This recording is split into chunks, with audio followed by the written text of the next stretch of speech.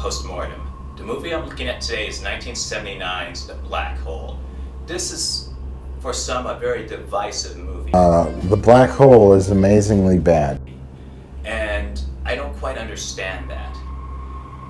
It's not perfect by any stretch of the imagination, but it's, in its own way, remarkably innovative and reflective of the time in which it was produced. Part of the issue that some people have with it are the robots.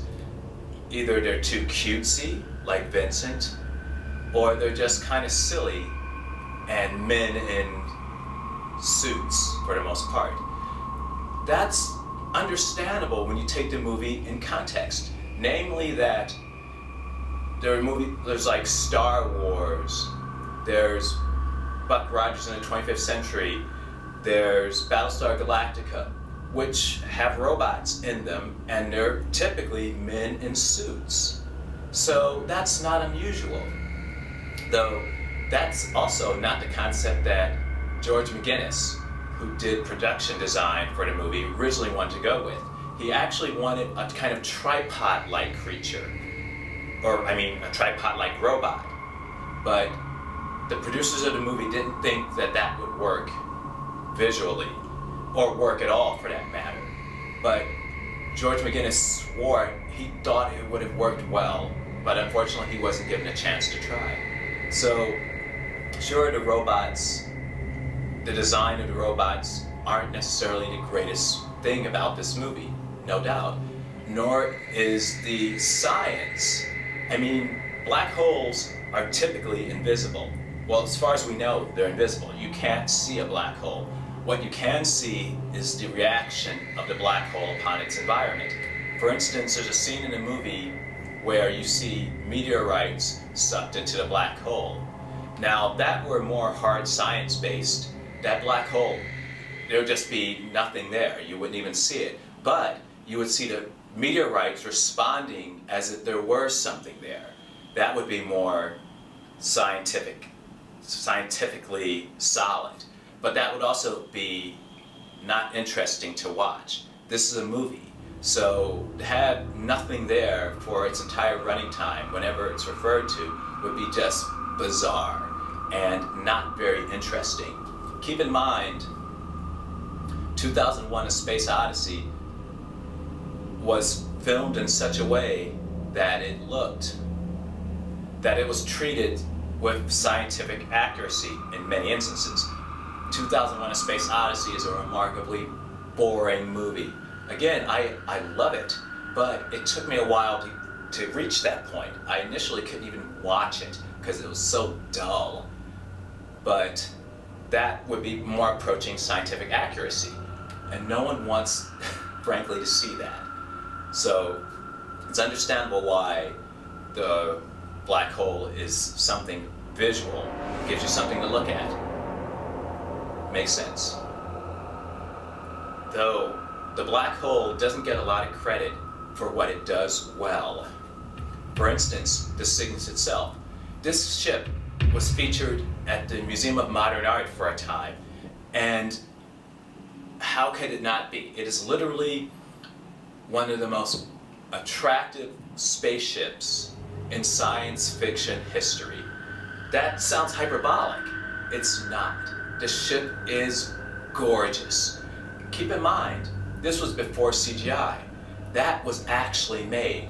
There were, I believe, 2 models of this ship, 12 feet long, composed of primarily brass tubing. This thing was beautiful.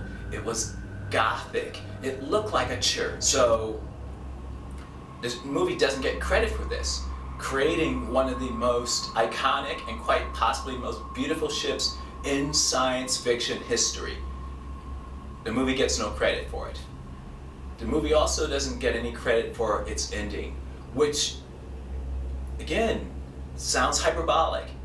It's quite possibly one of the best endings of its nature in movies. How do I say that?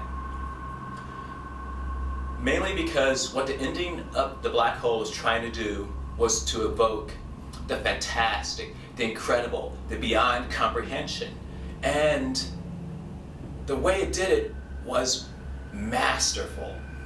What it did was it couched the fantastic, the incredible in human terms, in things we can understand. The idea of heaven and the idea of hell. These are things that our minds, whether you're religious or not, you can get your head around them. 2001 and Space Odyssey tried to do similar things when the monolith, I believe, during a monolith encounter, and it was just a light show.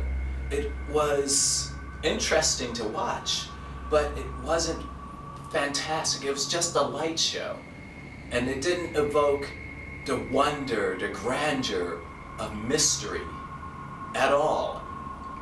So what the black hole did was translate the fantastic to the human, and as a result elevated it to something magnificent. It's an incredible ending, and it's great. The movie, though, what weakens the movie somewhat is that it doesn't know what it wants to be. There are elements of it that are very adult, such as the scene where Dr. Durant, played by Anthony Perkins, is literally disemboweled by Maximilian. You don't see any blood, but it's very adult, and it's fairly obvious what happened. If this was the tone of the movie, then certain elements need to be made to fit that tone. Maybe Vincent not look quite so cute with the big bug eyes and stuff. That should have been played down a little. The dialogue of the movie was not great. It was more that characters existed for exposition purposes than anything real. It didn't feel like, most of the time, it didn't feel like people were talking. It just felt like you're reading lines. There was no heart to a lot of it, no emotion. So as I said, The Black Hole's not a perfect movie, but it's an awesome movie. It's entertaining, it's visually dynamic, it's fascinating to watch. Some of the wire work isn't that good, but I give them credit for even trying it. It's a bold movie, and it's, as I said, it's polarizing, but it's well worth your time. Ignore the haters. This is a good movie. Brian from ScreenFiles.com with Postmortem. Peace.